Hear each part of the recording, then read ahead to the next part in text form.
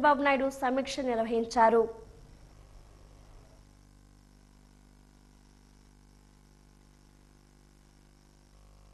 పనులన్నీ సమీక్ష చేయడానికి వీలైన తొందరలో ఈ ప్రాజెక్టును పూర్తి చేసి జాతికి అంకితం చేయాలి అనే ఉద్దేశంతో నేను ఈ విజిట్ లో వచ్చాను.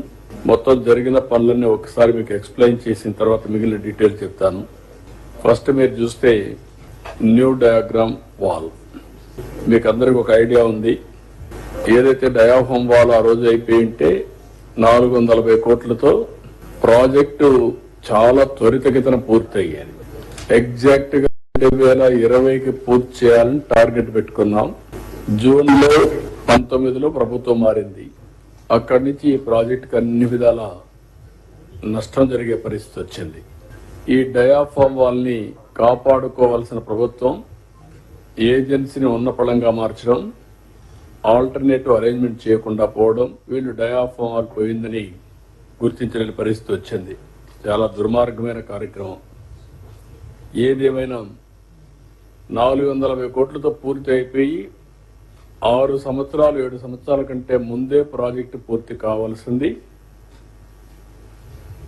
ఈ నిర్లక్ష్యం వల్ల ఈరోజు 6 నుంచి 7 సంవత్సరాలు టైం పెరగడం, కాస్ట్ పెరగడం, ఒక్క డయాఫామ్ వాల్ అయిపోయిన డయాఫామ్ వాల్కి అదనంగా 1000 కోట్లు ఖర్చు అవుతా ఉంది. That is the biggest challenge. ఏది ఏమైనా ఈరోజు మీరు చూసినప్పుడు మళ్ళీ diaphragm wall government of India international గా ఎక్స్పర్ట్స్ ని పిలిపించి అన్ని స్టడీ చేసిన తర్వాత ఈ డయాఫామ్ వాల్ ని రిపేర్లు చేయడమా లేకపోతే న్యూ డయాఫామ్ వాల్ కట్టాలని వచ్చినప్పుడు రిపేర్లు చేస్తే ఏదైనా జరగరాని ఇది కానీ జరిగితే భవిష్యత్తు చాలా భయంకరంగా ఉంటుంది. కాబట్టి కాంప్రమైజే కాకూడదు.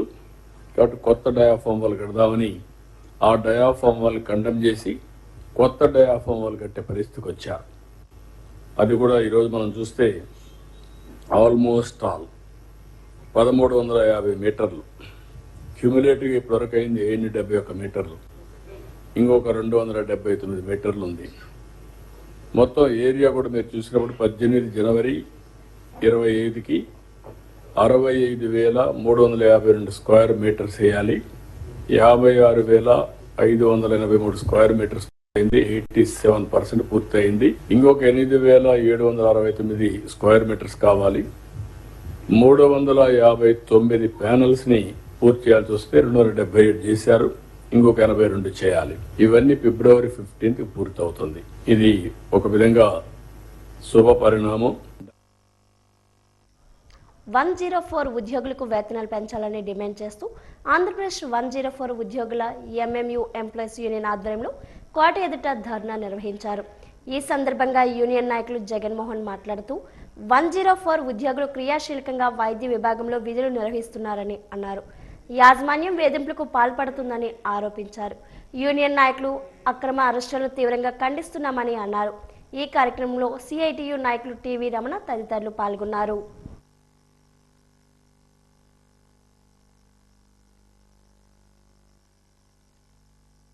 గత వారం రోజుల నుంచి 104 రాష్ట్రం అంతటా కూడాను అనేక కార్యక్రమాలు చేపడుతుంది.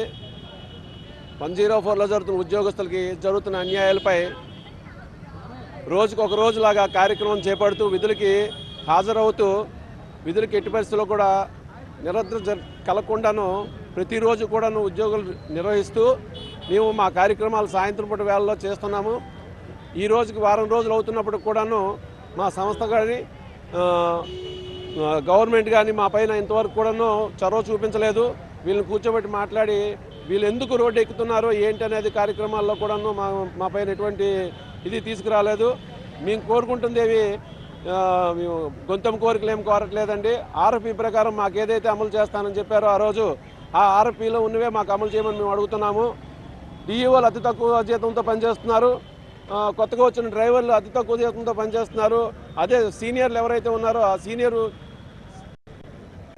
సీనియర్లు కూడాను వాళ్ళు కూడాను చాలా ఇబ్బందులకు గురి చేస్తున్నారు. వాళ్ళకి కూడాను డిఈఓలకి జీవో నెంబర్ 7 ప్రకారం 18,500 రూపాయలు జీతం అడుగుతున్నామండి. రెండోది స్లాబ్ సిస్టమ్ అమలు చేస్తామన్నారు. డ్రైవర్లకి జూనియర్ డ్రైవర్లకి వాళ్ళకి స్లాబ్ సిస్టమ్ అమలు చేయమని చెప్తున్నాము. ఇది కాకుండాను ఉద్యోగస్తులను చాలా ఎంత తీవ్రమైన ఇబ్బందులు అంటే ఉద్యోగస్తుడికి ఒక సీఎల్ లేదు, ఈఎల్ లేదు. ఇంకో విషయం, మాకు ప్రతి 10 వెహికల్కి ఒక బఫర్ అనేవాడు ఉంటాడు. ఆ బఫర్ సిబ్బందిని కూడాను ఈ యాజమాన్యం ఏం చేసిందంటే దాన్ని కూడా సొమ్ము చేసుకుని ఆ బఫర్ ఉద్యోగస్తులను కూడా తొలగించి మా పైన తీవ్రమైన ఒత్తిళ్లకు గురి చేస్తుంది. ఇలాంటి మొండి వెహికల్లన్నీ ఇటు బస్సులు ఆపకపోయినట్లయితే ఈ రోజుతో కార్యక్రమం అయిపోలేదండి. రేపటి నుంచి మేము ఈ కార్యక్రమాన్ని ఉధృతం చేసి ఇంకొద్ది ముందుకు తీసుకెళ్లే ప్రయత్నం అయితే చేస్తాము. 104 ఉద్యోగస్తులు ఎంత ఇబ్బందులు పడుతున్నప్పుడు కూడాను యాజమాన్యమే కాదు గవర్నమెంట్ కూడాను చేయకపోతే మాత్రం రేపు వచ్చే కార్యక్రమాల్లో జరగబోయే పరిణామాలకి వాళ్ళే బాధ్యులవుతారని తెలియజేసుకుంటారు. ఎస్సీ ఎస్టీ యువత సివిల్ సర్వీస్లో మెరవాలన్నదే రాష్ట్ర ప్రభుత్వ ఆకాంక్ష అని, దానిలో భాగంగా 4.22 కోట్ల వ్యయంతో రాష్ట్రంలో 3 కేంద్రాల్లో ఉచిత సివిల్ కోచింగ్ కేంద్రాలు అందుబాటులోకి తీసుకొచ్చామని రాష్ట్ర స్త్రీ శిశు సంక్షేమ గిరిజన సంక్షేమ శాఖ మంత్రి గుమ్మిడి సంధ్యారాణి తెలిపారు. ఇప్పటికే తిరుపతి, విజయవాడ కేంద్రాల్లో తరగతులు ప్రారంభమయ్యాయని తెలిపారు. బుధవారం ఋషికొండ అంబేద్కర్ స్టడీ సర్కిల్లో నూతనంగా ప్రవేశపెట్టిన సివిల్ ఉచిత కోచింగ్ సెంటర్ను ప్రారంభించారు. ఆమె ఈ మేరకు మాట్లాడారు. అట్టడుగు వర్గాల వారికి అభ్యున్నత స్థాయికి తీసుకువెళ్లేందుకు ప్రభుత్వం అనేక చర్యలు తీసుకుంటుందని అన్నారు. అంటే నేను ఎందుకు చెప్తున్నానంటే పిల్లలు చదువుకోవాలి అని ఆశ, వాళ్ళకు ఉన్నటువంటి ధ్యాసని మనం ప్రోత్సహించుకుంటూ వెళ్ళాలి. మీ తల్లిదండ్రులు కూడా మీరు చదువుతారు, ఖచ్చితంగా మా పిల్లలు సాధిస్తారు. ఎందుకంటే ఒక్క విషయం మాత్రం చెప్తాను, ఇప్పుడు ఈ గ్రూప్ 1 కానీ గ్రూప్ 2 కానీ లేకపోతే సివిల్స్ కానీ ఏదైనా కానీ ఒక్కసారి రాస్తే పాస్ అయిపోతాం అనుకోవడం మాత్రం అనుకోకండి దయచేసి. వెంటనే రాసిన వెంటనే అవ్వలేదు అనుకొని ఏదో డిస్కరేజ్ అయిపోవటం, ఏదో జాబ్కి వెళ్ళిపోతాం అనుకోవటం, అలా కాకుండా ఇంట్లో పేరెంట్స్ మనల్ని సపోర్ట్ చేస్తే ఖచ్చితంగా 2 సార్లైనా 3 సార్లైనా అది కొట్టే వరకు మన శిఖరం ఎక్కాలి అనేది మాత్రం చూసుకోండి. దానికోసం మనం ఎంత కష్టపడుతున్నాం అనేది మీరు ముఖ్యంగా ఆలోచించండి. కష్టపడాలి దానికోసం. ఎందుకంటే చాలా మంది 12 గంటలు 14 గంటలు కూడా చదువుతారు. మీకు నాకు తెలిసి 16 గంటలు చదవమని చెప్తాను అనుకుంటాను. ఎందుకంటే మా అబ్బాయితో డిస్కస్ చేస్తుంటారు ఎన్ని గంటలు చదువుతున్నావు అని. ఎందుకంటే చదవాలి, అంత చదివితే మీరు 10 మందికి రేపు సహాయం చేయగలుగుతారు, మీ జీవితం మీరు బాగు చేసుకోగలుగుతారు. ఎందుకంటే చాలా మంది లీడర్లు ఉన్నారు బయట.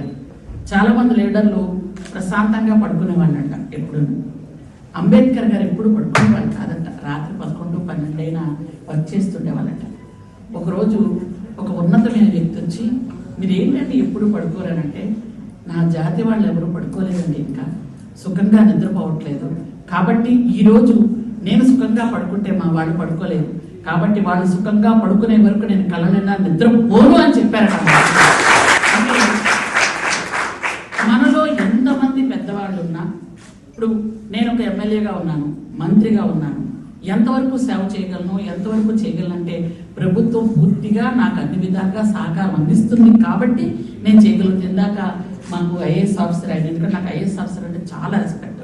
శరత్చంద్ర గారు ఒక విషయం చెప్పారు, ఎందుకంటే హిల్ టాప్ వెళ్ళడానికి ఖచ్చితంగా మేము బండల్లో మనకు వెహికల్స్ ఏం వెళ్ళవు. ఎందుకంటే కొంతమంది అరకు, పాడేరు, రంపచోడవరం, అలాగే గుమ్మలక్ష్మపురం, సాలూరు ఏరియా నుంచి వచ్చిన వాళ్ళకి మీకు తెలుసు, హిల్ టాప్ ఏరియాలో మనకు వెహికల్ వెళ్ళదు. అక్కడికి వెళ్ళాలి అంటే ఏది వెళ్ళాలి, 2 వీలర్ వెళ్ళాలి. 2 వీలర్ వెళ్తే పేషెంట్ ఇలా తీసుకొస్తాం, దానికి ఫీడర్ అంబులెన్స్ పెట్టాలి. ఫీడర్ అంబులెన్స్ పెట్టాలంటే ఏం చేయాలి, సీఎం గారిని అడగాలి. సీఎం గారు ఎస్సంటే నేనే పెట్టగలిగాను ఫీడర్ అంబులెన్స్. అప్పుడు ఫీడర్ అంబులెన్స్ ఒక మనిషి కూర్చొని అక్కడే ఆక్సిజన్ మాస్క్ పెట్టి కిందకు దించుతున్నాం. ఈరోజు డోలీ మోతలు లేకుండా గత సంవత్సరం మీరు ఊహించగలరా, 1300 కోట్ల రూపాయలతో మా రాష్ట్రం మొత్తం రోడ్లు వేసి డోలీ మోతలు తగ్గించాం. వెనిజులా అధ్యక్షుని అమెరికా దౌర్జన్యంగా నిర్బంధించి ప్రజాస్వామ్యాన్ని అపహాస్యం చేస్తుందని సిఐటియు నాయకులు టీవీ రమణ, బెహ్రా శంకర్రావులు ఆరోపించారు. వెనిజులా అధ్యక్షుడు భార్యను నిర్బంధించిన విషయాన్ని తీవ్రంగా ఖండిస్తూ కార్మిక కర్షక సంఘాలు ఈరోజు కోట వద్ద ధర్నా నిర్వహించాయి. ఈ సందర్భంగా వారు మాట్లాడుతూ ఐక్యరాజ్య సమితి నియమాలను ఉల్లంఘిస్తూ అమెరికా సామ్రాజ్యవాద చర్యలకు పాల్పడుతుందని ధ్వజమెత్తారు. నిరసన కార్యక్రమంలో కార్మికులు, కర్షకులు, ఇతర కార్మికుల సంఘాల నాయకులు పాల్గొన్నారు.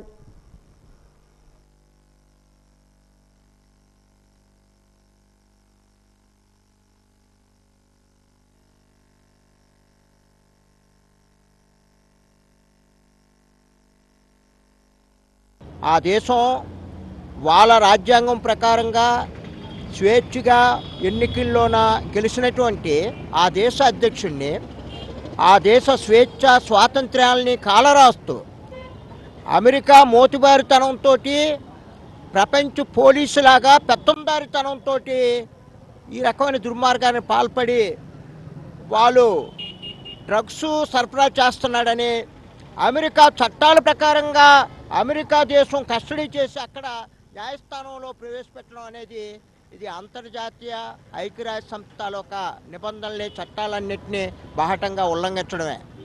ఇలాంటి సందర్భంలో భారత పాలకవర్గం భారత ప్రభుత్వం అనేది చాలా అన్యాయంగా ఇంతవరకు భారత విదేశాంగ విధానానికి భిన్నమైన పద్ధతుల్లో అలీన విదేశాంగ విధానానికి భిన్నంగా వ్యవహరించడం, ఈ సందర్భంలో భారత ప్రభుత్వం గురించి కూడా ట్రంప్ చేసిన కొన్ని వ్యాఖ్యలను కానీ అలాగే వాళ్ళు సుంకాలు విపరీతంగా ఇచ్చేయటం కానీ మనం చమురు ఎవరి దగ్గర కొనాలని అమెరికా నిర్దేశించడం, దానికి భారత పాలకవర్గాలు మౌనంగా ఉండటం అనేది చాలా దుర్మార్గం.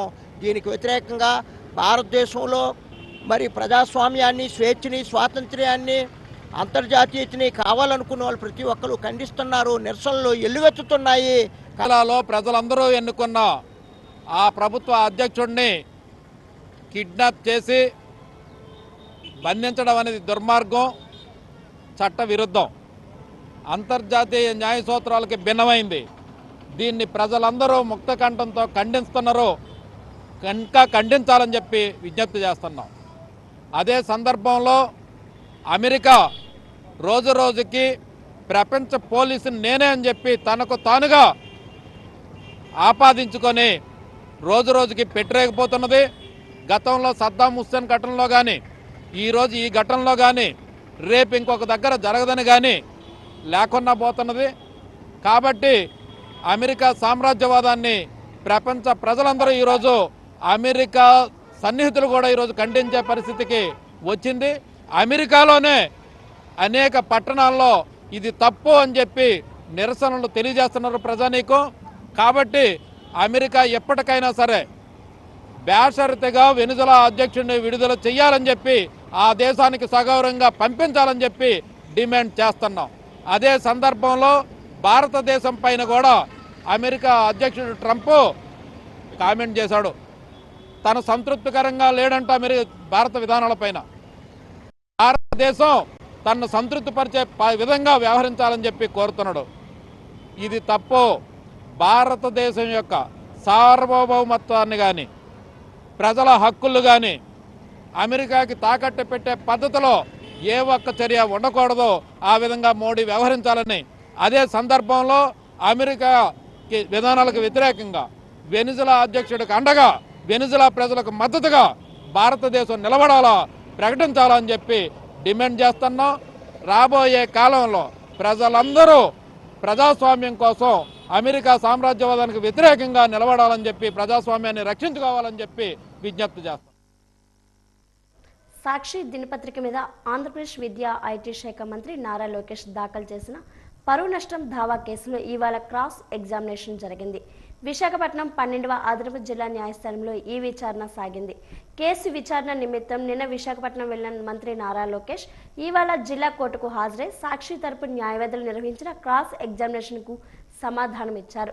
ఈ కేసుకు సంబంధించి ఇది 3వసారి జరిగిన క్రాస్ ఎగ్జామినేషన్ కావడం విశేషం. విచారణ అనంతరం 12వ అదనపు జిల్లా న్యాయమూర్తి కేసును ఈ నెల 21వ తేదీకి వాయిదా వేశారు. అనంతరం మంత్రి లోకేష్ మీడియాతో మాట్లాడుతూ కోర్టుకు హాజరైన ప్రతిసారి తాను ఖర్చు పెట్టిన ప్రతి పైసా లెక్క కట్టి వసూలు చేస్తానన్నారు. తప్పుడు కథనాలు ప్రచురిస్తే ఉపేక్షించేది లేదని స్పష్టం చేశారు. 2019 నుంచి తాను న్యాయ పోరాటం చేస్తున్నానని, న్యాయం కోసం వేచి చూస్తున్నానని అన్నారు. కావాలని తప్పుడు వార్తలు రాసి వ్యక్తిగతంగా నన్ను డిఫేమ్ చేయాలని ఆనాడు నా ఫోటో పెట్టి కింద క్యారికేచర్ పెట్టి ఏకంగా నేను విశాఖపట్నానికి వచ్చినప్పుడు 5 సంవత్సరాల్లో లాంజ్లో స్నాక్స్కి సుమారుగా 25 లక్షలు పెట్టానని ఒక టైటిల్ పెడతాం జరిగింది. చిన్నబాబు చిరుతిండి 25 లక్షలండి అనే టైటిల్తో పక్కన ఫోటో పెట్టి ఏకంగా ఆనాడు ఆర్టికల్ వేశారు.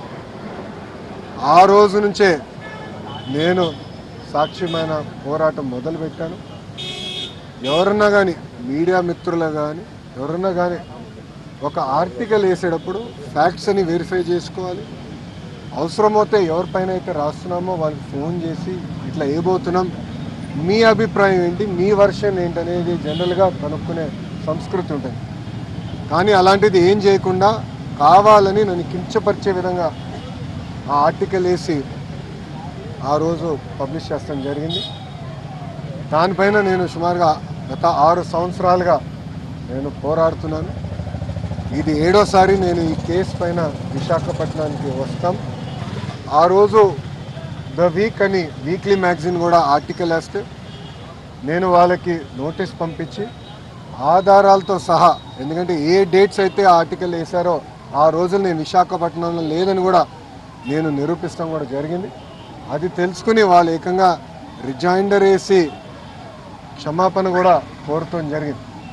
నేను గతంలోనే చెప్పాను, 2014 నుంచి 19 కానివ్వండి, ఇప్పుడు కూడా అంటే గడిచిన 18 నెలలు కానివ్వండి, నేను విశాఖపట్నానికి వచ్చినప్పుడు ప్రభుత్వం నుంచి టికెట్ తీసుకోవట్లేదు, ప్రభుత్వ గెస్ట్ హౌస్లో నేను ఉండట్లేదు. నేను వాడే వాహనాలు, ఆ 2 వాహనాలు కూడా ప్రభుత్వ వాహనాలు కాదు. ఆ డీజిల్ ఖర్చు కూడా నాదే. ఎందుకంటే నాకు ఇది మా తల్లి నాకు నేర్పించిన సంస్కృతి. మనం ప్రజాస్వామ్యంలో ఉన్నాం. ప్రజలకు పవిత్రమైన బాధ్యత మనకు పెట్టారు. వాళ్ళు ఏ నమ్మకంతో అయితే మనకు గెలిపించారో ఆ నమ్మకం నిలబెట్టుకోవాల్సిన బాధ్యత మనందరిపై.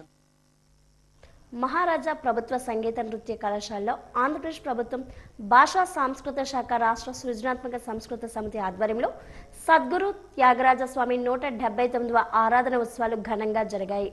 ఈ సందర్భంగా కళాశాల principal FAC KA VLN Sastri మాట్లాడుతూ త్యాగరాజస్వామి ఆరాధన ఉత్సవాలు ప్రతి ఏటా నిర్వహించుకోవడం జరుగుతుందన్నారు.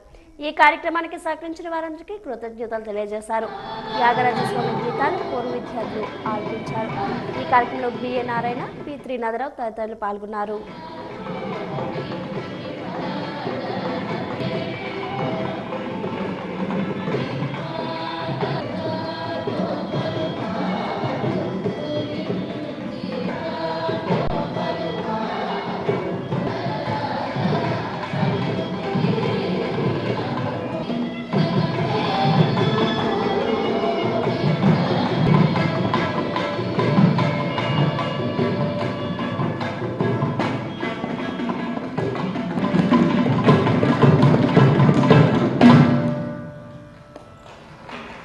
ఆంధ్రప్రదేశ్ భాషా సాంస్కృతిక శాఖ తరఫున సంచాలకులు మల్లికార్జునరావు గారు తరఫున ఈరోజు త్యాగపంచమి కార్యక్రమంలో త్యాగరాజ ఆరాధనోత్సవం మహారాజా ప్రభుత్వ సంగీత నృత్య కళాశాలలో చాలా అద్భుతంగా విజయవంతంగా జరిగింది.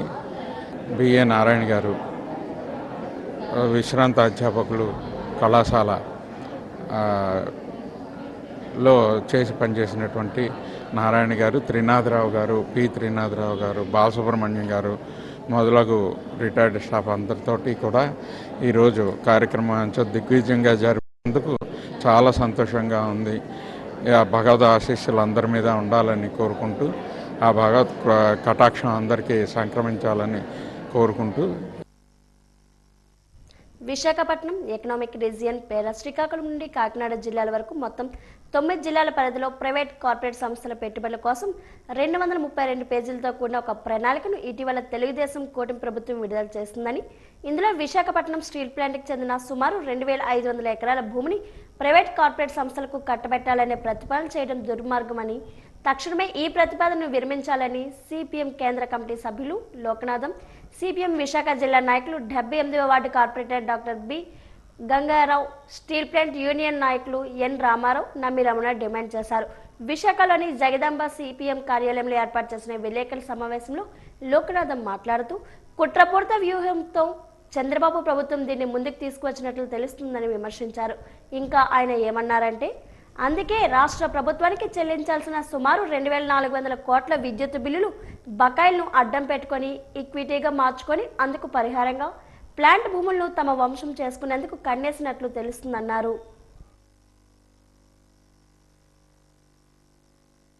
డెవలప్మెంట్ పేరుతో రాష్ట్ర ప్రభుత్వం ఇటీవల కాలంలో ఒక డాక్యుమెంట్ ఒకటి రిలీజ్ చేసింది.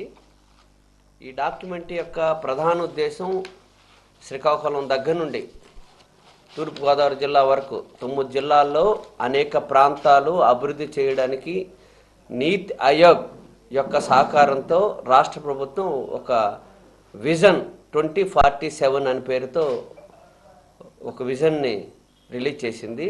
దాని యొక్క వివరాలన్నీ పరిశీలన చేస్తే ఈ 9 జిల్లాలకు సంబంధించిన అనేక అంశాలు దానిలో పొందుపరిచింది. ప్రధానంగా ఈ ప్రాంతం అభివృద్ధి అవ్వడానికి ప్రత్యామ్నాయ మార్గాలు చాలా ఉన్నా ప్రజల యొక్క భాగస్వామ్యం లేకుండా ఈ విజన్ ఉంది. ఈ విజన్లో ఏవైతే ప్రభుత్వ స్థలాలు ఉన్నాయో కొల్లగొట్టడానికి పారిశ్రామిక అధిపతులకి కట్టబెట్టే ప్రయత్నంలో కుట్రలు పన్నుతూ ఉంది ఈ రాష్ట్ర ప్రభుత్వం. ఎందుకంటే మనందరూ తెలుసు స్టీల్ ప్లాంట్ ఒకవైపున చాలా కీలకమైనది. ఎన్నికల సందర్భంగా కూడా కూటమి ప్రభుత్వం ఒక స్పష్టమైన వాగ్దానం చేసింది. మేము కేంద్ర ప్రభుత్వంతో ఒత్తిడి తీసుకొచ్చైనా స్టీల్ ప్లాంట్ని పరిరక్షిస్తామని చెప్పింది. కానీ దానికి భిన్నంగా వ్యవహారం చేస్తూ ఉంది. నా 11,440 కోట్ల రూపాయల ప్యాకేజీలు ఇవన్నీ కూడా ఈ బూచి చూపించేసి ఇప్పుడు భూముల్ని ధారాదత్తం చేసేటటువంటి కుట్ర అనేటువంటి పాల్పడుతూ ఉన్నారు. రెండోది ఏమిటి, ఇప్పుడు వాళ్ళు చేస్తున్నటువంటి ఉత్పత్తిని బాగా పెరిగింది. ఈ డిసెంబర్ నెలలో 100% ఉత్పత్తి సామర్థ్యం వినియోగించింది Visakhapatnam steel plant. 100% capacity utilization చేసింది, ఉత్పత్తి చేసింది. 6 లక్షల టన్నులు పైగా ఉత్పత్తి చేసింది. కానీ డిసెంబర్ నెలలో నష్టాలు వచ్చినాయి. గత 9 నెలల్లో చూసుకున్నప్పుడు నష్టాలు వచ్చేస్తున్నాయి. ఉత్పత్తి బాగా పెరిగింది. మరి ఉత్పత్తి పెరగటం ఏమిటి, నష్టాలు ఎందుకు వచ్చినాయి, కారణం ఎవరు? మొన్నటిదాకా చంద్రబాబు నాయుడు గారు కార్మికులు ఇళ్లలో నిద్రపోతూ ఉంటే జీతాలు ఇస్తారని మాట్లాడారు. మరి ఉత్పత్తి బాగా పెరిగినప్పుడు లాభాలు రావాలి కదా, ఎందుకు రావట్లేదు అనేటువంటిదంటే ఈరోజు కేంద్రంలో బీజేపీ, రాష్ట్రంలో కూటమి ప్రభుత్వం కమిషన్లకి కక్కుర్తి పడి స్టీల్ ప్లాంట్ యొక్క రా మెటీరియల్ యొక్క ఖర్చును పెంచేశారు. గతంలో 60% ఉండేది రా మెటీరియల్ ఖర్చు, ఇప్పుడు 78% పెంచారు. స్టీల్ ప్లాంట్లో కోక్ ఉత్పత్తి చేయట్లేదు, తగ్గించేశారు. బయట నుంచి అదనంగా 5,000 రూపాయలు పెట్టి కొనుగోలు చేస్తున్నారు. తెలుగు జాతికి గర్వకారణమైన ప్రముఖ సంఘ సంస్కర్త, సాహిత్య యుగ పురుషుడు గురజాడ అప్పారావు చారిత్రక గృహాన్ని సాంస్కృతిక వారసత్వ సంపదగా భావించి దాని పరిరక్షణకు ప్రభుత్వం కంకణం కట్టుకుంది. గురజాడ చారిత్రక గృహానికి తగిన రక్షణ లేక ఆకతాయి లోపలికి ప్రవేశించిన సంఘటన విజయనగరం వాసులను, సాహితీవేత్తలను ఆందోళనకు గురిచేసింది. దీనిపై ప్రజా సంఘాలు, సాహితీవేత్తలు, కవులు తీవ్ర స్థాయిలో ధ్వజమెత్తాయి. ఇదే విషయాన్ని గురజాడ వాసులు వెంకటప్రసాద్, ఇందిరా దంపతులు, ప్రజా సంఘాలు, సాహితీవేత్తలు మంత్రి కొండపల్లి, ఉప ముఖ్యమంత్రి, పర్యాటక శాఖ మంత్రి దృష్టికి తీసుకొని వెళ్లారు. దీనిపై మంత్రి కొండపల్లి వెంటనే స్పందించి జిల్లా collector S Ramasundar Reddy, municipal commissioner నల్లనాయ్తో చర్చించారు. మంత్రి సూచన మేరకు, జిల్లా కలెక్టర్ ఆదేశాల మేరకు మున్సిపల్ ఇంజనీర్ గురజాడ గృహాన్ని పరిశీలించి అంచనాలు రూపొందించి వాటిని పరిశీలించిన అనంతరం గృహ పునరుద్ధరణకు భద్రతా చర్యల కోసం అంచనాలు వేసి జిల్లా కలెక్టర్ మంత్రి కొండపల్లి శ్రీనివాస్ దృష్టికి తీసుకొని వెళ్లడంతో ముఖ్యమంత్రి చంద్రబాబు నాయుడు దృష్టికి తీసుకొని వెళ్లి గురజాడ అప్పారావు గృహం పునరుద్ధరణకు పనులకు 12.05 లక్షలు మంజూరు చేసినట్లు మంత్రి కొండపల్లి శ్రీనివాస్ తెలిపారు. ఇప్పటికే జిల్లా కలెక్టర్ ఆదేశాల మేరకు గురజాడ గృహం వద్ద సీసీ కెమెరాల ఏర్పాటు చేయడం జరిగింది. గురజాడ గృహం కేవలం ఒక నివాసం మాత్రమే కాకుండా తెలుగు సాహిత్య, సామాజిక చైతన్యానికి ప్రతీకగా చూడాలనే ఉద్దేశంతో ఈ నిధులతో టాయిలెట్ నిర్మాణం, పైకప్పు వాటర్ ప్రూఫ్ మరమ్మతులు, అంతర్గత బాహ్య రంగుల పనులు చేపట్టామన్నారు. అదేవిధంగా తలుపులు, కిటికీలకు ఎనామిల్ పెయింటింగ్ వేశామన్నారు. గోడ గడియారం మరమ్మతులు, ఓపెన్ ఏరియా అభివృద్ధి పనులు చేపట్టామన్నారు. విద్యుత్ వ్యవస్థను సింగిల్ ఫేజ్ నుంచి 3 ఫేజ్కి మార్చడం జరుగుతుందని అధికారులు వివరించారు. ఈ గృహం కాలం నిలిచి గురజాడ ఆలోచనలు, ఆదర్శాలకు భావి తరాలకు మార్గదర్శకంగా నిలవాలన్నదే ప్రభుత్వ లక్ష్యమని మంత్రి కొండపల్లి శ్రీనివాస్ స్పష్టం చేశారు. పునరుద్ధరణ పనులు వేగవంతంగా జరిగేలా చూడాలని మంత్రి కొండపల్లి శ్రీనివాస్ అధికారులకు ఆదేశాలను జారీ చేశారు. గురజాడ అప్పారావు గృహం పునరుద్ధరణ పనులకు 12.5 లక్షల రూపాయలు ప్రభుత్వం విడుదల చేయడంతో గురజాడ అప్పారావు అభిమానులు, సాహితీవేత్తలు, కవులు హర్షం వ్యక్తం చేస్తున్నప్పటికీ గురజాడ అప్పారావు గృహం పునరుద్ధరణ పనులు చేసి మమా అనిపించుకోకుండా గురజాడ అప్పారావు వారసులు ప్రభుత్వం ఆదుకోవాలని, అలానే గురజాడ అప్పారావు కవితలను, రచనలను డిజిటలైజేషన్ చేయాలని, అలాగే గురజాడ అప్పారావు జయంతిని రాష్ట్ర ప్రభుత్వం ప్రతిష్టాత్మకంగా తీసుకొని జయంతి వేడుకలను ప్రభుత్వమే అధికారికంగా రాష్ట్ర వ్యాప్తంగా నిర్వహించాలని లోక్సత్తా పార్టీ రాష్ట్ర అధ్యక్షుడు బీసెట్టి బాబ్జీ డిమాండ్ చేశారు. 50వ జయంతి నుంచి రాజకీయ పార్టీలన్నీ గురజాడ పేరును వాడుకుంటూనే ఉన్నాయి, గురజాడని మోసం చేస్తూనే ఉన్నాయి. ఆ రోజు 150వ జయంతి అప్పుడు పెద్దల బొత్స సత్యనారాయణ గారు, కిరణ్ కుమార్ రెడ్డి గారు పెద్దలంతా ఆ రోజు అనౌన్స్ చేశారు, 150వ జయంతి సందర్భంగా మేము గురజాడ ఇల్లు ఆధునీకరిస్తాం, గురజాడ ఇంటిని టూరిజం స్పాట్ చేస్తాం, గురజాడ పేరు మీద ఒక ఆడిటోరియం కడతాం, గురజాడ కుటుంబాన్ని ఆదుకుంటాం అన్నారు. 163వ జయంతి అయింది, 13 సంవత్సరాలు. మళ్ళీ అదే సేమ్ కథ.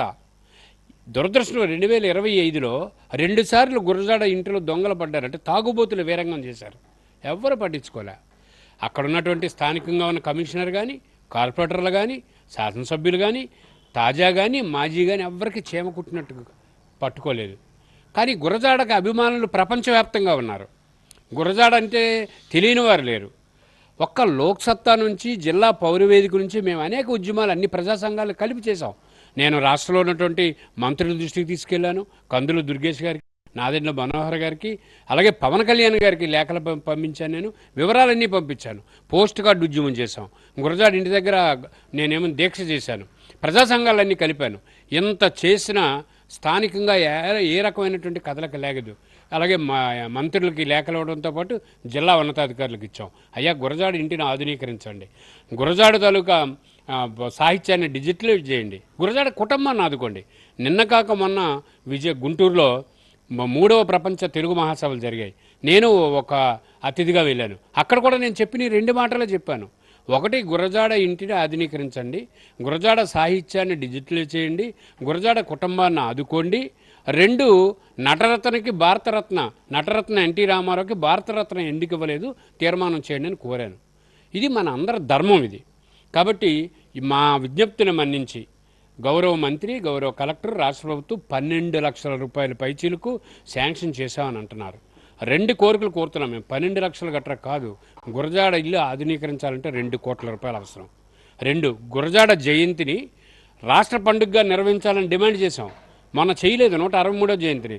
64వ జయంతికి మాత్రం చేయకపోతే వదిలిపెట్టే ప్రశ్న లేదు. అట్లాగే గురజాడ సాహిత్యాన్ని డిజిటలైజ్ చేయమంటున్నాం. గురజాడని నమ్ముకొని వాళ్ళ కుటుంబం అక్కడ ఉంది, వాళ్ళని ఆదుకోమని కోరుతున్నాం. ఇవన్నీ చేయాలని విజయనగరం జిల్లా పౌరవేదిక అధ్యక్షుడిగా కోరుతున్నాను. లోక్సత్తా రాష్ట్ర అధ్యక్షుడిగా ప్రభుత్వం ముందు ఈ ప్రతిపాదనలు పెడుతున్నాను. ఇది జరగాలి, జరిగి తీరాలని చెప్పి కోరుకుంటున్నాను. వెనిజులా అధ్యక్షుడు మదురు ఆయన సతీమణి ఫ్లోరెస్పై అమెరికా అక్రమ దాడికి పాల్పడిందని సిపిఐ జిల్లా సహాయ కార్యదర్శి చంద్రశేఖర్ ఆరోపించారు. సిపిఐ విశాఖ జిల్లా సమితి ఆధ్వర్యంలో జీవీఎంసీ గాంధీ విగ్రహం వద్ద నిరసన చేపట్టారు. ఈ సందర్భంగా వారు మాట్లాడుతూ సహజ వనరుల ఆదాయం కోసం దాడులకు పాల్పడడం సామ్రాజ్యవాద దేశం అమెరికాకు అలవాటుగా మారిందని విమర్శించారు.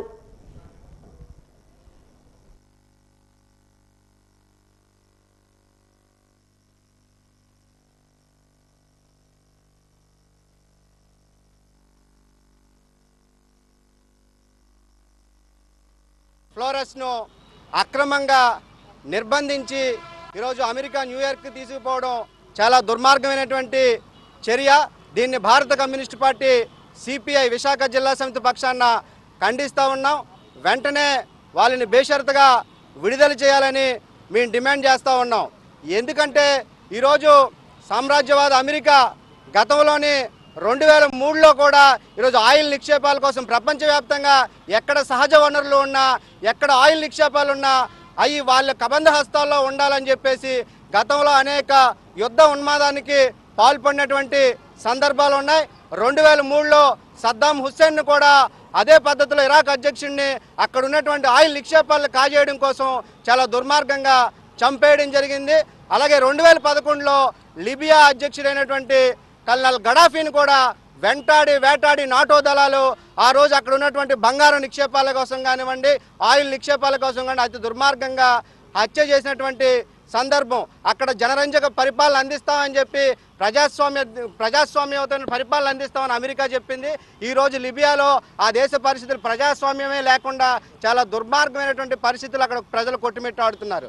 ఈరోజు ఇదే నేపథ్యంలో వెనిజులాలో కూడా అక్కడ ఉన్నటువంటి ఆయిల్ నిక్షేపాలు ప్రపంచంలోనే గల్ఫ్ కంట్రీస్ అనుకుంటాం ఆయిల్ నిక్షేపాలు అంతకన్నా చాలా ఎక్కువగా ఆయిల్ నిక్షేపాలు ఉన్నాయి. ఆ ఆయిల్ నిక్షేపాలను కాజేయడం కోసమే ఈరోజు నికోలస్ మదోరోని అత్యంత దుర్మార్గంగా ఈరోజు బంధించడం జరిగింది.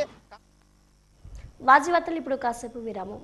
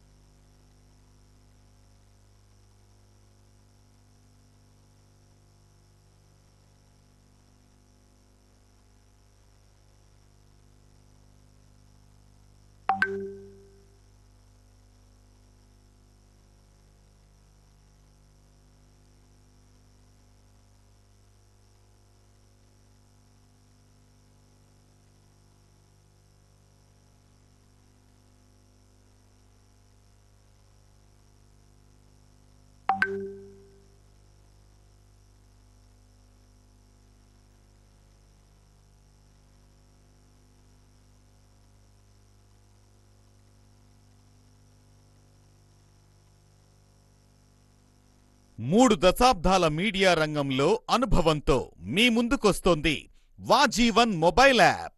ప్రతి క్షణం తాజా వార్తలతో ప్రపంచవ్యాప్తంగా ఎప్పుడైనా ఎక్కడైనా మీ అరచేతిలో.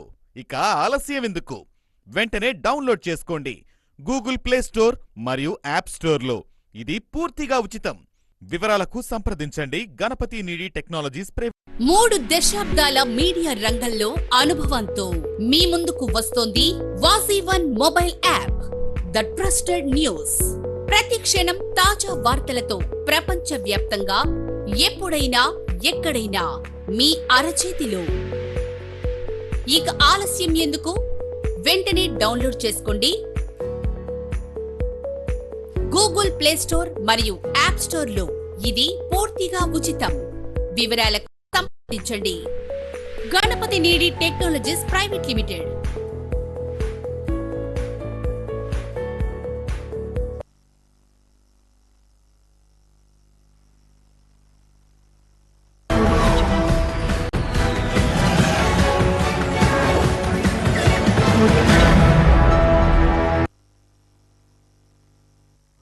Friends fine arts association Vizianagaram, rotary దశకి పేర్రాజ మ్యూజిక్ అకాడమీ సంయుక్త నిర్వహణలో సద్గురు త్యాగరాజస్వామి 179వ ఆరాధన ఆదిపట్ల నారాయణ దాసుల 81వ దివ్య స్మరణ అత్యంత భక్తి శ్రద్ధలతో జరిగింది.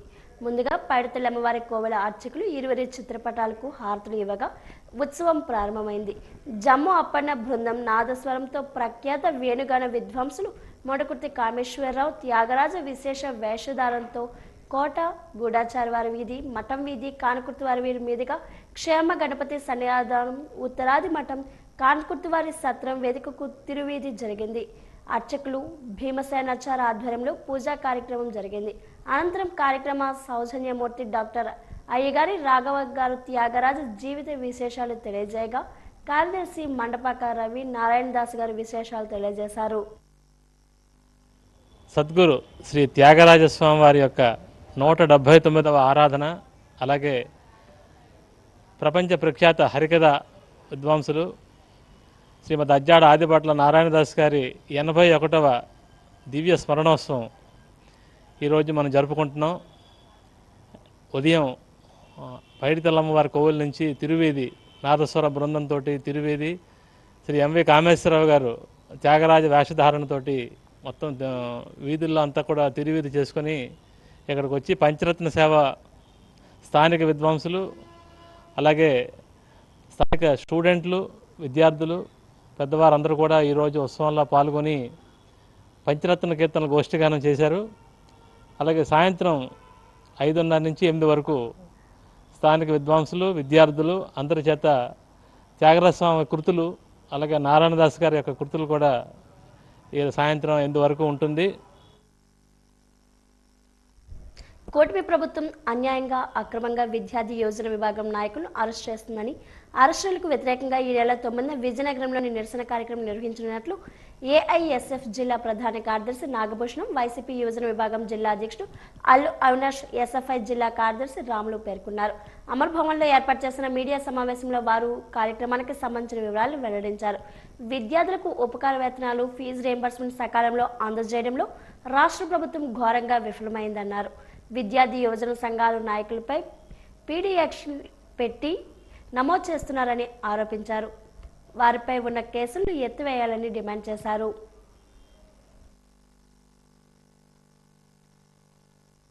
విద్యార్థులకు ఉన్నత విద్య అందుబాటులోకి తేవాలని చెప్పేసి మేము పోరాటం చేస్తున్న క్రమంలో ఏదైతే మొన్న ఏఐఎస్ఎఫ్ ఆధ్వర్యంలో ఇచ్చాపురం టు హిందూపురం వరకు బస్సు యాత్ర నిర్వహించి అనంతరం చెలో విజయవాడ పిలుపునిస్తున్న నేపథ్యంలో గత ఏడాదిలో బైజూస్ అంటే విద్యార్థులకు మోసం చేస్తున్నటువంటి బైజూస్ సంస్థ పైన ఏఐఎస్ఎఫ్ నాయకులు ప్రశ్నించి ధర్నా చేస్తే వాళ్ళపైన ఆ రోజు అటెంప్ట్ మర్డర్ కేసు పెట్టి సెంట్రల్ జైల్లో 21 రోజుల నుంచి ఈరోజు విద్యా సంఘ నాయకులు విజయవాడలో పాల్గొన్నారని చెప్పేసి వాళ్ళపైన రౌడీ షీటర్ ఓపెన్ చేశారు.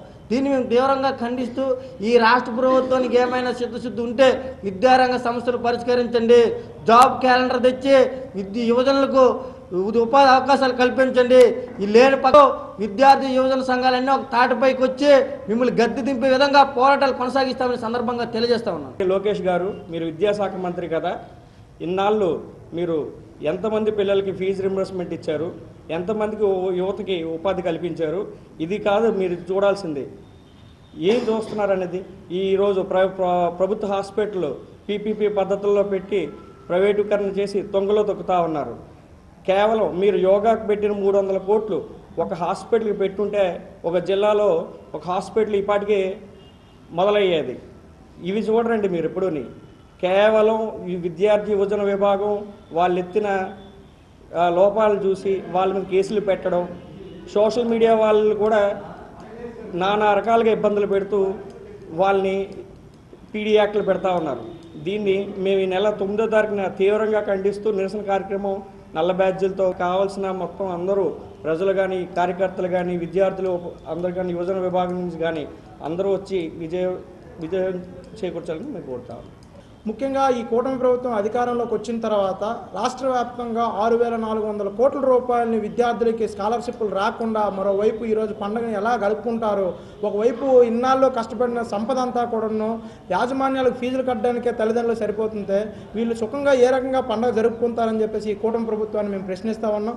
దీంతో పాటుగా నిరుద్యోగ యువతకు ఉద్యోగ అవకాశాలు కల్పిస్తామన్నటువంటి ఈ కూటమి ప్రభుత్వం గత ప్రభుత్వం జాబ్ క్యాలెండర్ తీసింది, అది జాబ్లెస్ క్యాలెండర్, అందులో ఎటువంటి ఉద్యోగాలు లేవని చెప్పినటువంటి ఇదే కూటమి ప్రభుత్వం ఈరోజు కనీసం ఒక జాబ్ క్యాలెండర్ కూడా రిలీజ్ చేసేటువంటి పరిస్థితి లేదు. మరోవైపు దేశాలు తిరిగి అనేక ఇన్వెస్టర్లతో మీటింగ్లు పెట్టి పబ్బం గడుపుకొని మీడియాలో, సోషల్ మీడియాలో బాగా విస్తృతంగా ప్రచారం చేసుకుంటున్న కూటమి ప్రభుత్వం ఈ రాష్ట్రానికి ఈ సంవత్సరంన్నర కాలంలో ఎన్ని ఉద్యోగాలు తీసుకొచ్చింది. మీరేమో విశాఖపట్నంలో ఒక బల్క్ డేటా సెంటర్ని ఏర్పాటు చేస్తామని ఉన్నారు. ప్రపంచంలోనే నంబర్ 1గా ఉన్నటువంటి డేటా సెంటర్లో ఈరోజు ఉన్నటువంటి ఉద్యోగాలు 500 నుంచి 1000 ఉద్యోగాలు. అటువంటిది మీరు ఏర్పాటు చేస్తున్నటువంటి డేటా సెంటర్లో 2 లక్షల ఉద్యోగాలు ఏ రకంగా కల్పిస్తారని చెప్పేసి మేము ప్రశ్నిస్తా ఉన్నాం. విజయనగరం పురపాలక సంఘం పరిధిలో ఉన్న కనపాకలో డ్రైనేజీ వ్యవస్థ లేకపోవడంతో స్థానికులు తీవ్ర ఇబ్బందులు పడుతున్నారు. కనపాక ప్రభుత్వ పాఠశాలను ఆనుకొని వెనుకున్న బందను మున్సిపల్ అధికారులు పూడ్చివేయడంతో స్థానికులు వాడే వాడిక నీరు ప్రవహించకపోవడంతో మురుగుగుట్టగా ఏర్పడి దుర్వాసన రావడం, దోమలు విపరీతంగా ఉండడంతో పిల్లలు, పెద్దలు డెంగ్యూ, ఇతర అంటువ్యాధులు వ్యాపించడంతో స్థానికులు అనారోగ్యానికి గురవుతున్నారని స్థానికులు ఆవేదన వెనబుచ్చారు. గతంలో ఇక్కడ ఉన్న బందను మున్సిపల్ అధికారులు పూడ్చి పాఠశాల పిల్లలకు పార్కు నిర్మాణం చేపట్టి వాడిక నీరు ప్రవహించేలా డ్రైనేజీలు నిర్మిస్తామని చెప్పిన మున్సిపల్ అధికారులు నేటికి 6 ఏళ్లు పూర్తి కావున్నా అధికారులు స్పందించక దాఖలు లేవన్నారు. మున్సిపల్ అధికారులు ఇప్పటికైనా స్పందించి తక్షణమే సమస్యను పరిష్కరిస్తారని స్థానికులు కోరుతున్నారు.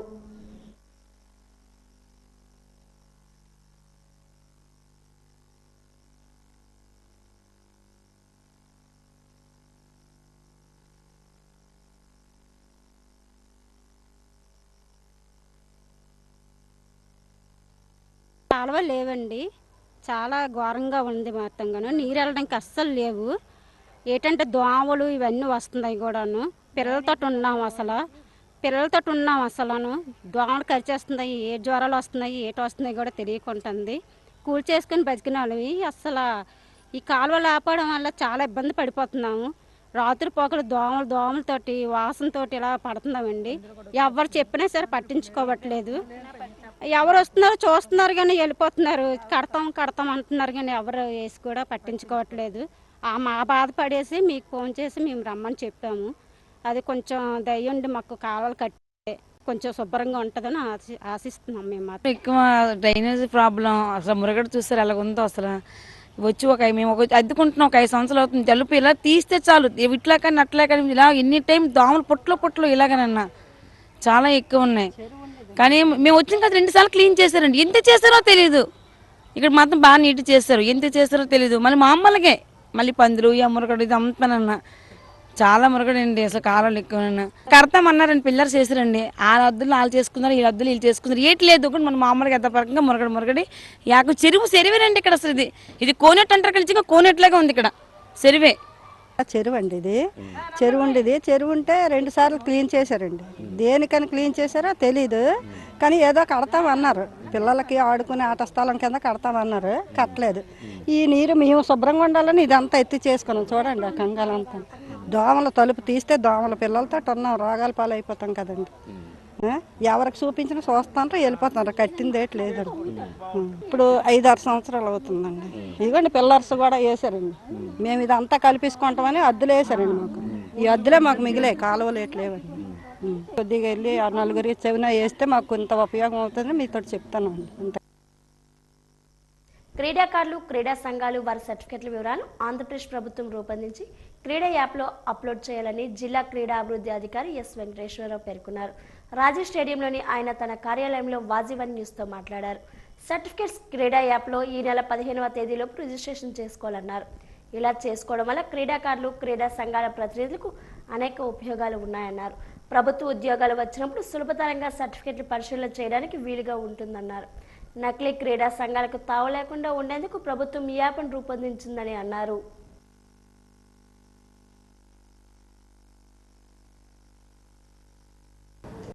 అనేది ఒక గవర్నమెంట్ ఆఫ్ ఆంధ్రప్రదేశ్ ఒక యాప్ని క్రియేట్ చేయడం జరిగింది. ఆ యాప్లో చాలా ఫెసిలిటీస్ కల్పించడం జరిగింది. ముఖ్యంగా క్రీడాకారులు తమ యొక్క సర్టిఫికేట్స్ వాళ్ళు రిజిస్ట్రేషన్ చేసుకుని ఉంటే అది వన్స్ ఫర్ ఆల్ ఒక్కసారి క్రీడా యాప్లో రిజిస్టర్ అయితే ఫ్యూచర్లో గవర్నమెంట్కి సంబంధించిన ఏదైనా జాబ్స్ పర్పస్కి ఉపయోగపడుతుంది. అదేవిధంగా హైయర్ ఎడ్యుకేషన్ దేనికన్నా వెళ్ళినప్పుడు ఆ సర్టిఫికేట్స్ ఒరిజినల్ అని సర్టిఫికేట్ చేయడం జరుగుతుంది. క్రీడా యాప్లో మీరు ఒక్కసారి నమోదు చేసుకోవాల్సిందిగా ఎవరైతే క్రీడాకారులు ఉన్నారో వాళ్ళు తప్పనిసరిగా వాళ్ళ తల్లిదండ్రులు కూడా గమనించవలసింది కోరుతున్నాం. మరి ముఖ్యంగా ఈ క్రీడా యాప్ ముఖ్య ఉద్దేశం ఏంటంటే ఈ మధ్యకాలంలో చూస్తున్నాం ఫేక్ అసోసియేషన్స్ చాలా. గవర్నమెంట్ కొన్ని నేషనల్ స్పోర్ట్స్ కోడ్ అనే ఒక కోడ్ తీసుకొచ్చి దానికి అనుగుణంగా నియమ నిబంధనల ప్రకారం అసోసియేషన్స్ని గవర్నమెంట్లో రికగ్నైజ్ చేసుకోవాల్సిందిగా స్పోర్ట్స్ అథారిటీలో రికగ్నైజ్ చేసుకోవాల్సిందిగా గత 5-6 ఏళ్ల నుంచి సూచిస్తూనే ఉన్నాం. అది ఒక తారాస్థాయికి వెళ్ళిపోయే అసోసియేషన్స్ను పెడచెవిని పెట్టి సర్టిఫికేట్స్ వాల్యూ లేకుండా అయిపోతుంది. ముఖ్యంగా ఈ ఉమ్మడి గవర్నమెంట్ ఆంధ్రప్రదేశ్లో వచ్చిన తర్వాత మన క్రీడాకారులకి ఎన్నో ప్రోత్సాహకాలు అంటే క్యాష్ ఇన్సెంటివ్స్ కానీ ఉద్యోగాలు కల్పించడం 3% రిజర్వేషన్ కల్పించడం కానీ అదేవిధంగా ఏదైనా నేషనల్స్ ఇంటర్నేషనల్ కోచింగ్కి వెళ్ళినప్పుడు వాళ్ళకి ఆర్థిక సాయం చేయడం కానీ ఇలాంటి ఎన్నో కార్యక్రమాలు ఇన్స్టెంట్గా ఇస్తున్నారు. సో ఇన్ని ఫెసిలిటీస్ ఇస్తున్నప్పుడు క్రీడా సంఘాలు సద్వినియోగం చేసుకోకుండా వాళ్ళు క్రీడా యాప్ని ఉపయోగించట్లేదు, నేషనల్ స్పోర్ట్స్ని ఫాలో అవ్వకుండా అసోసియేషన్ రిజిస్ట్రేషన్స్ రెన్యువల్ చేయించుకోకుండా వాళ్ళు కార్యక్రమాలు చేస్తుంటే వీటి మీద ఒక తగు చర్యలు తీసుకోవడానికి గవర్నమెంట్ పూనుకుంది. తప్పనిసరిగా క్రీడా యాప్లో రిజిస్ట్రేషన్ అనేది 15వ తారీఖు లోపు మా గౌరవ చైర్మన్ గారు గౌరవ VCMD గారు ఆదేశాలు ఇవ్వగింది. దాని తర్వాత మరీ ఎక్స్టెన్షన్ చేస్తే సరే లేకపోతే కనుక ఆ 15వ తారీఖు లోపు ఎవరైతే క్రీడాకారులు క్రీడా యాప్లో నమోదు చేసుకున్నారో వారి వివరాలు గవర్నమెంట్ దగ్గర నిక్షిప్తమై ఉంటుంది. కాబట్టి తప్పనిసరిగా నియమ నిబంధనలు పాటించి క్రీడాకారులు ఈ అవకాశాన్ని సద్వినియోగం చేసుకోవాల్సిందిగా కోరుతున్నాం. వయస్సు పైబడి కుటుంబ సభ్యుల ఆదరణ నోచుకొని ఒంటరిగా ఉన్న వృద్ధులకు తమ వంతు సాయం చేసి చేయూతనివ్వాలని మారుతి సేవా సంఘం వ్యవస్థాపకులు చంద్రశేఖర్ పిలుపునిచ్చారు. మారుతి సేవా సంఘం ఆధ్వర్యంలో దాతల సహాయంతో ఈరోజు సుమారు 100 మంది వృద్ధులకు బియ్యం, కందిపప్పు, పంచదార, దుప్పట్లు, పండ్లను పంపిణీ చేశారు. ఈ కార్యక్రమంలో దాతలు మాట్లాడుతూ ప్రతి ఏటా మారుతి సేవా సంఘం ఆధ్వర్యంలో సంక్రాంతి ముందు ఇలా తమ వంతు సాయం చేస్తున్నామని అన్నారు. దీనిని స్ఫూర్తిగా తీసుకొని దాతలు ముందుకు వచ్చి తమ వంతు సాయం చేయాలని కోరారు. దాతల సహాయంతో ప్రతి నెల వీరికి నిత్యావసర సరుకులు పంపిణీ చేస్తున్న మారుతి సేవా సంఘం వ్యవస్థాపకులు చంద్రశేఖర్ను అభినందించారు.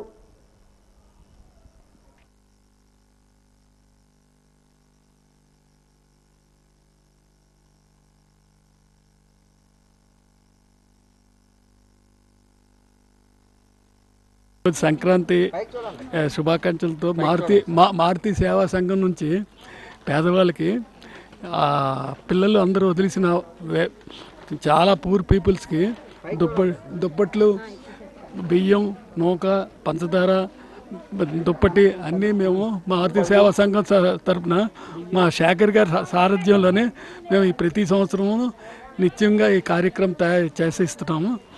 భగవంతుడి ఆశీస్సులతో అందరూ బాగుండాలి. ప్రతి సంవత్సరం కూడా ఈ దుప్పట్ల పంపిణీ కార్యక్రమం చేస్తూ ఉన్నారు. వారు చేసినందుకు వారికి పేదల తరపున మా తరపున ఎంతో రుణపడి ఉన్నామని చెప్పేసి కోరుతూ ఉన్నాము. అదేవిధంగా మరి ఈ కార్యక్రమం ఈ నెల కూడా మాకు దాతల సహకారంతో ఈ నిత్యావసర వస్తువులు, బియ్యం సుమారుగా 100 మందికి మేము ఈ కార్యక్రమం నిర్వహిస్తున్నాము. మరి ఈ కార్యక్రమం నిర్వహించడానికి దాతలే మాకు ప్రధానమైనటువంటి వారు. వారికి మా అందరి తరపున, ఈ పేదల తరపున వారికి కృతజ్ఞత తెలియజేసుకుంటున్నాము. అదేవిధంగా ఇలాంటి కార్యక్రమాలు మరి ఎన్నో చేయాలని చెప్పేసి మార్కండేయులు గారి, రాము గారిని హృదయపూర్వకంగా కోరుతున్నాము. అదే కాకుండా అవకాశం ఉన్న మేరకు ప్రతి ఒక్కరు కూడా పేదల్ని, అంటే వృద్ధుల్ని, ముఖ్యంగా ఈరోజు వృద్ధుల్ని చాలా దీనంగా పరిస్థితుల్లో ఉన్నారు. వాళ్ళందరినీ మనందరం కూడా అవకాశం ఉన్న మేరకు వాళ్ళందరినీ కూడా కాపాడవలసిన అవసరం ఎంతైనా ఉంది. మరి మీకు తోచే విధంగా మీరు వృద్ధులకి సాయం చేస్తారని చెప్పేసి మా వాజీ కేబుల్ ద్వారా మీ అందరికీ తెలియజేసుకుంటున్నాం. వాజీ ఛానల్ ఆధ్వర్యంలో గత 30 సంవత్సరాలుగా సంస్కృతి సాంప్రదాయాలను భావి తరాలకు అందజేస్తూ మహిళలు ప్రోత్సహిస్తూ రంగోలీ పోటీలు నిర్వహిస్తూ వస్తుంది. ప్రతి ఏడాదిలానే ఈ ఏడాది కూడా జనవరి 12వ తేదీన ఆనంద గజపతి ఆడిటోరియంలో వాజీ 1 ఛానల్ ఆధ్వర్యంలో రంగోలీ పోటీలు నిర్వహిస్తుంది. విలువైన బహుమతులను అందజేస్తూ ప్రేక్షకుల మన్నలు పొందుతుంది. మరి ఇంకెందుకు ఆలస్యం, వాజీ 1 ఛానల్ సంప్రదించి రంగోలీ పోటీల్లోని పాల్గొనడానికి తమ పేర్లు నమోదు చేసుకుంటారని కోరుకుంటున్నాం. మహిళలు ఇప్పటికే వాజీ ఛానల్కి వచ్చి తమ పేర్లు నమోదు చేసుకుంటున్నారు. మహిళలు వాజీ 1 ఛానల్తో చెబుతున్న అభిప్రాయాలేంటి ఇప్పుడు చూద్దాం.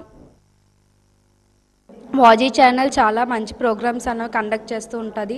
అలాగే ఈసారి సంక్రాంతికి వాజీ ఛానల్ అన్నది ముగ్గుల పోటీని కండక్ట్ చేస్తున్నారు. ఆడవాళ్ళందరికీ ముగ్గులు అంటే చాలా ఇష్టం, కలర్స్ గట్ట వేయడానికి. వాజీ ఛానల్ ఈ జాన్ 12న ఆనంద్ గజపతి ఆడిటోరియంలో ముగ్గుల పోటీ కండక్ట్ చేస్తున్నారు. నేను వెళ్తున్నాను. చాలా గిఫ్ట్స్ అన్నవి ఇస్తారు, మీరు కూడా పార్టిసిపేట్ చేయండి. వాజీ ఛానల్ ఈ మంత్ జనవరి 12న ముగ్గుల పోటీ నిర్వహిస్తున్నారు. చాలా మంచి మంచి బహుమతులు కూడా ఇస్తారు. నేను కూడా లాస్ట్ ఇయర్ వాజీ ఛానల్ పెట్టిన ముగ్గుల పోటీలో పాల్గొన్నాను. నాకు కూడా చాలా మంచి బహుమతులు వచ్చాయి. మీరు కూడా వాజీ ఛానల్ పెట్టిన ముగ్గుల పోటీలో పాల్గొని మంచి బహుమతులు గెలుస్తున్నారని కోరుకుంటున్నాను. వాజీ ఛానల్ అనేవారు చాలా మంచి ఛానల్. వీళ్ళు జనవరి 12వ తారీఖున ఆనంద్ గజపతిరావు ఆడిటోరియంలో ముగ్గుల పోటీ నిర్వహిస్తున్నారు. అందరూ పార్టిసిపేట్ చేయాలని కోరుకుంటున్నాను. నేను కూడా పార్టిసిపేట్ చేస్తున్నాను. ముందుగా నేను లాస్ట్ ఇయర్ కూడా పార్టిసిపేట్ చేశాను, మంచిగా బహుమతి కూడా పొందాను. అందరికీ ముందుగా సంక్రాంతి శుభాకాంక్షలు. ఆనంద్ గజపతి రాజు ఆడిటోరియంలో ముగ్గుల పోటీలు చాలా అంగరంగ వైభవంగా నిర్వహిస్తున్నారు. ప్రతి ఒక్క మహిళ వచ్చి అందులో పార్టిసిపేట్ చేస్తారని మనస్ఫూర్తిగా కోరుకుంటున్నాను. Thank you for the Vaaji channel. Sankranti అనగానే మనకి గుర్తొచ్చేవి ముగ్గులు. అలాగే ఈ వాజీ ఛానల్ వాళ్ళు ప్రతి సంవత్సరం ముగ్గుల పోటీలు నిర్వహిస్తున్నారు. ఈ వాజీ ఛానల్ అన్న వాళ్ళు మన సంస్కృతాన్ని తెలియజేయడం కోసం పోటీలు పెడుతున్నారు. ఈ జనవరి 12న ఆనంద్ గజపతి ఆడిటోరియంలోని ముగ్గుల పోటీలు నిర్వహిస్తున్నారు. ప్రతి సంవత్సరం నేను పార్టిసిపేట్ చేస్తున్నాను, మంచి బహుమతులు కూడా గెలుచుకుంటున్నాను. ఈ సంవత్సరం అందరూ ముగ్గుల పోటీలో పాల్గొనాలి, అలాగే మంచి బహుమతులు తీసుకోవాలని కోరుకుంటున్నాను. మనం చిన్నప్పటి నుంచి చూస్తూ వచ్చిన ఛానల్ వాజీ ఛానల్. మనకు సంక్రాంతి అనగానే గుర్తొచ్చేది రంగోలీ.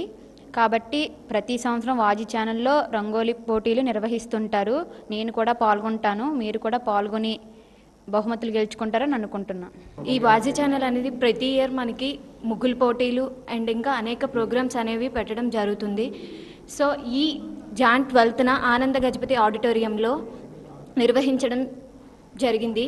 సో నేను కూడా పాల్గొంటున్నాను. మీరు అందరూ కూడా పాల్గొని ఎన్నో బహుమతులు గెలుచుకుంటారని నేను కూడా చాలా ఇయర్స్ నుంచి ఇందులో పాల్గొని పొందుకుంటున్నాను. మీరు కూడా పొందుకుంటారని మరి కూర్చు. ప్రతి సంవత్సరం వాజీ ఛానల్ వారు అనేకమైన ప్రోగ్రామ్స్ అనేవి పెడతారు. అలాగే ఈ సంవత్సరం జనవరి 12ని ఆనంద్ గజపతి ఆడిటోరియంలో ముగ్గుల పోటీలు పెడుతున్నారు. కావున అందరూ వచ్చి పార్టిసిపేట్ చేయాలని కోరుకుంటున్నాం. వాజీ ఛానల్ అంటే మాకెంతో ఇష్టం. వాజీ ఛానల్లో చాలా రకాల పోటీలను ప్రతి సంవత్సరం కూడా నిర్వహిస్తారు. అలాగే ఈ సంవత్సరం కూడా 12న ఆనంద్ గజపతి ఆడిటోరియంలో రంగుల పోటీ నిర్వహిస్తున్నారు. మేము ప్రతి సంవత్సరం పాల్గొంటాము. ఎన్నో బహుమతులను కూడా గెలుచుకున్నాము. ఈసారి మీరు కూడా పాల్గొని ఎన్నో రకాల బహుమతులను గెలుచుకోవాలని కోరుకుంటున్నాను. ఛానల్ తరపున సంక్రాంతి శుభాకాంక్షలు అందరికీ. సంక్రాంతి అంటేనే ఆడవాళ్ళు ముగ్గులు వేయడానికి ఎక్కువగా ఇష్టపడతారు. అలాగే వాజీ ఛానల్ వాళ్ళు ఎన్నో పోటీలు నిర్వహించి వాటిల్లో మంచి మంచి బహుమతులు అందిస్తున్నారు. సంక్రాంతి వస్తుంది కావున వాజీ ఛానల్ వాళ్ళు ముగ్గుల పోటీ నిర్వహిస్తున్నారు. ఎన్నో సంవత్సరాల నుంచి పెడుతున్నారు. మీరు కూడా పాల్గొనాలని కోరుకుంటున్నాను, బహుమతులు గెలుచుకోవాలని. Thank you. అందరికీ తెలిసిన ఛానల్ వాజీ ఛానల్. వాజీ ఛానల్ అనేది మన తెలుగు సంప్రదాయాలు గురించి ఎన్నో కార్యక్రమాలు ప్రచారం చేస్తూ ఉంటుంది. సంక్రాంతి పండుగ అనగానే ఆడవాళ్ళకి అందరికీ ముగ్గుల పోటీ గుర్తొస్తుంది. ఈ వాజీ ఛానల్ అనేది ఆనంద్ గజపతి ఆడిటోరియంలో జాన్ 12న ముగ్గుల పోటీ అనేది కండక్ట్ చేస్తుంది. ఓన్లీ కండక్ట్ చేయడమే కాకుండా అందరికీ మంచి మంచి బహుమతులు కూడా ఇస్తుంది. నేను కూడా చాలా ఇయర్స్ నుంచి నేను ఈ ముగ్గుల పోటీలో పాల్గొంటున్నాను. నాకు కూడా కొన్ని బహుమతులు వచ్చాయి. మీరు కూడా పాల్గొంటారని కోరుకుంటున్నాను. ముగ్గులు అంటే ఎందుకో తెలియని ప్రత్యేకమైన అభిమానం, ఆసక్తి కలుగుతుంది ఆడవాళ్ళలో. అటువంటి ఆసక్తిని వాజీ వాళ్ళు గ్రహించి ముగ్గుల పోటీని ప్రతి సంవత్సరం కూడా నిర్వహిస్తున్నారు. వాజీ ఛానల్ వారు ముగ్గుల పోటీయే కాకుండా ఎంతో ఆహ్లాదకరమైన అల్లరించేటువంటి సన్నివేశాలను కూడా ప్రసరిస్తూ అందరి అభిమానాన్ని కూడా గెలుచుకున్న ఛానల్.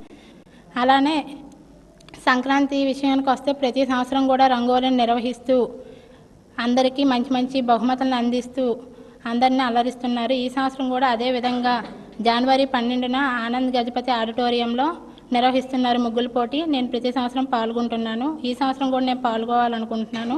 మీరందరూ కూడా ఆ కార్యక్రమంలో పాల్గొని ఆ కార్యక్రమాన్ని విజయవంతం చేయాలని ఆశిస్తూ ఛానల్లో చాలా మంచి మంచి ప్రోగ్రామ్స్ చేస్తారు. ప్రతి ఇయర్ చాలా ప్రోగ్రామ్స్ నిర్వహిస్తారు. పండగ రాగానే హౌసీ అని కానీ, తెలుగు అమ్మాయి అని, రంగోలీ అని చాలా ప్రోగ్రామ్స్, వాజీ న్యూస్ కూడా వేస్తుంటారు. అలాగే ఈ సంవత్సరం కూడా జనవరి 12 ఆనంద్ గజపతి ఆడిటోరియంలో ముగ్గుల పోటీ నిర్వహిస్తున్నారు. కాబట్టి అందరూ పాల్గొనాలని మరీ కోరుకుంటున్నాను. నేను కూడా ప్రతి సంవత్సరం ముగ్గుల పోటీల్లో పాల్గొన్నాను, ఎన్నో బహుమతులు గెలుచుకున్నాను. కాబట్టి మీరు కూడా పాల్గొనాలని కోరుకుంటున్నాను. జీవీఎంసీ అదనపు కమిషనర్గా బదిలీ అయిన నగరపాలక సంస్థ కమిషనర్ పల్లి నల్లనాయక్ పలువురు అభినందనలు తెలిపారు. శాలువాతో సత్కరించారు. అందరి సమిష్టి కృషితో నగరపాలక సంస్థను ఆదర్శంగా తీర్చిదిద్దగలిగారని సంతోషాన్ని వ్యక్తం చేశారు. అందరి ఆదరాభిమానులు ఇలాగే కొనసాగాలని ఆకాంక్షను వ్యక్తం చేశారు. 18 నెలల పాటు విజయనగరంలోని కమిషనర్గా విధులు నిర్వహించారని చెప్పారు.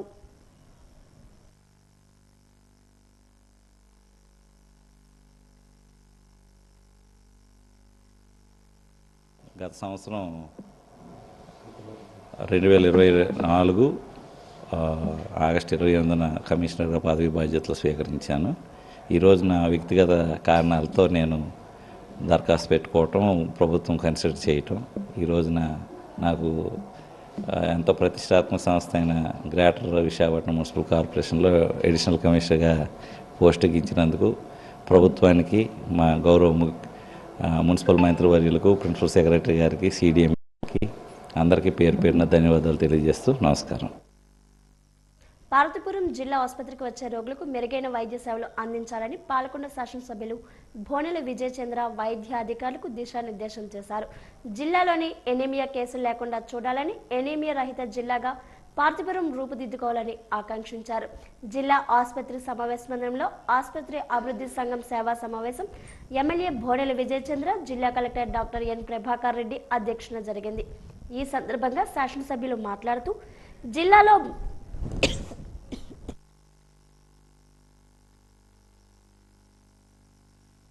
గత నెలన్నర రోజులుగా ఒక చిన్న ప్రయత్నంతో ఇక్కడ మన్యం జిల్లాలో ఉన్నటువంటి ప్రజలు, పేదలు, వృద్ధులు, అవసరం ఉన్నటువంటి వ్యక్తులు ఎవరైతే హాస్పిటల్స్కి వస్తున్నారో వాళ్ళకి ఒక ఇబ్బంది లేకుండా హాయిగా హాస్పిటల్కి వచ్చి వైద్య సేవలు పొందేందుకు వీలుగా ఒక ఏర్పాటు చేయాలనే ఉద్దేశంతో వాలంటీర్ సిస్టమ్ ఒకటి తీసుకురావడం జరిగింది. ఇది ఈరోజు మనకు స్త్రీ శిశు సంక్షేమ మరియు గిరిజన సంక్షేమ శాఖ మార్చులైనటువంటి గుమ్మడి సంధ్యారాణి గారి చేతుల మీదుగా ప్రారంభించడం జరిగింది. ఇది మేము గత నెలన్నరగా ట్రయల్ రన్ చేసాం.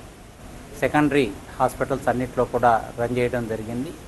అక్కడ ప్రజలందరూ కూడా ఈ సేవలు చాలా బాగున్నాయని చెప్పి వాళ్ళు ఫీడ్బ్యాక్ ఇవ్వడం జరిగింది. అదేవిధంగా వాలంటీర్గా పనిచేసినటువంటి వాళ్ళు కూడా చాలా సంతృప్తి కలిగింది ఈ సేవ అందించిన తర్వాత అనేటువంటి ఫీడ్బ్యాక్ ఇవ్వడం జరిగింది.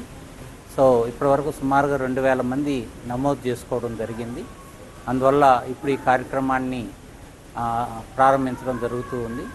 ముఖ్యంగా గిరిజన ప్రాంతాల నుంచి వచ్చినటువంటి వాళ్ళు, చదువు లేనటువంటి వాళ్ళు, వృద్ధులు, డిజేబుల్డ్ ఉన్నటువంటి వాళ్ళు, ఏదైనా ఇంపార్టెంట్గా ఒక్కరే ఉండి తోడు లేనటువంటి వాళ్ళు, సహాయం అవసరమైనటువంటి వాళ్ళకి హాస్పిటల్ ఆవరణ లేక రాగానే వాళ్ళకి మనం ఒక వ్యక్తిని తోడిచ్చి ఒక విఐపి ట్రీట్మెంట్ అందే విధంగా దగ్గర నుంచి మొత్తం ఓపీ దగ్గర నుంచి ప్రతి ల్యాబ్ టెస్టులు చేయించడం నుంచి డాక్టర్ చూపించి మందులు తీసుకొని వాళ్ళకి అందజేసి వాళ్ళకు ఏ మందు ఎప్పుడు వాడాలనేది కూడా వ్యక్తిగతంగా ఎక్స్ప్లెయిన్ చేసి బాధపడుతూ వచ్చినటువంటి వాళ్ళు నవ్వుతూ వెళ్ళే విధంగా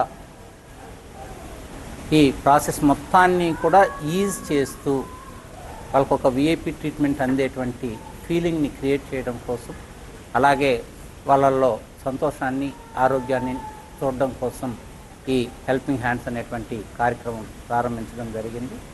ఇప్పుడు సుమారుగా 2000 మంది చేరినటువంటి వాలంటీర్లు అందరూ కూడా ఒక్కొక్క రోజు వాళ్ళు పనిచేసినప్పుడు వాళ్ళు ఇచ్చినటువంటి ఫీడ్బ్యాక్ అనేది చాలా బాగుంది.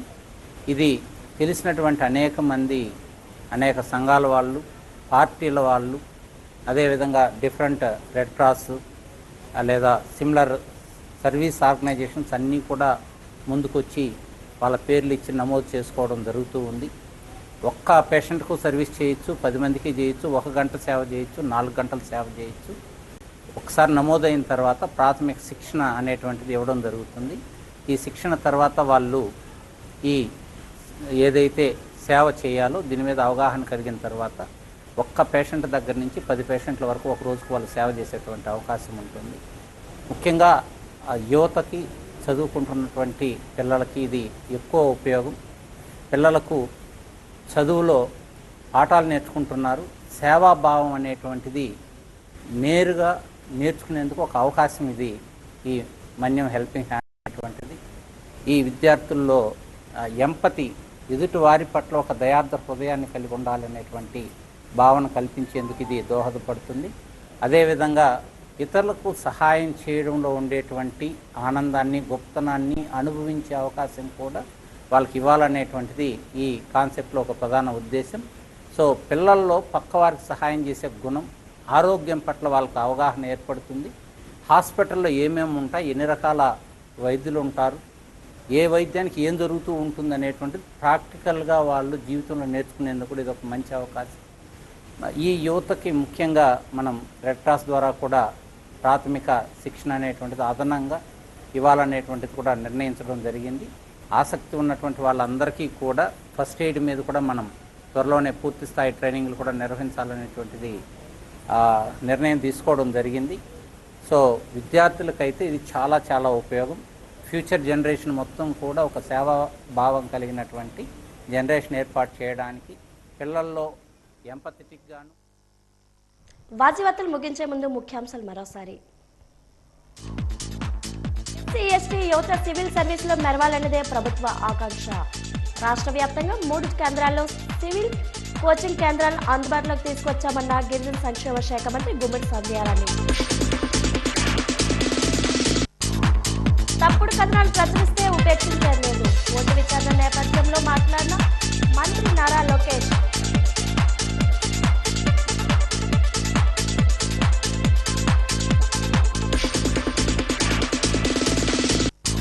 గురజాడ గృహం అభివృద్ధికి నిధులు మంజూరు. హర్షం వ్యక్తం చేస్తున్న కవులు, సాహితీవేత్తలు, ప్రముఖులు.